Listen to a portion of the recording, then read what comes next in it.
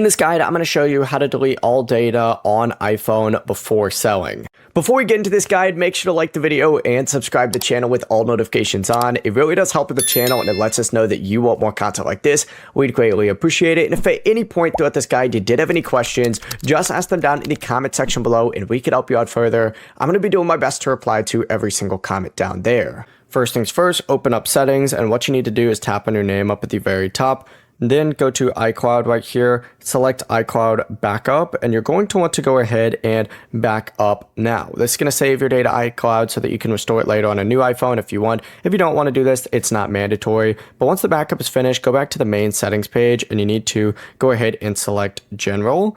Once you select General, you need to go ahead and scroll down to the very bottom. You're going to see Transfer Reset iPhone. Select Erase All Content and Settings, and then just continue through this process. And it's going to remove all of your apps, your photos, your personal data, your Apple ID, Find My, and Activation Lock from the iPhone. Sometimes you have to enter in your passcode when you're doing this, so keep that in mind. But that's the entire process. Your iPhone's going to restart, and then of course, it's going to show that setup screen like it's brand new, because as it essentially is.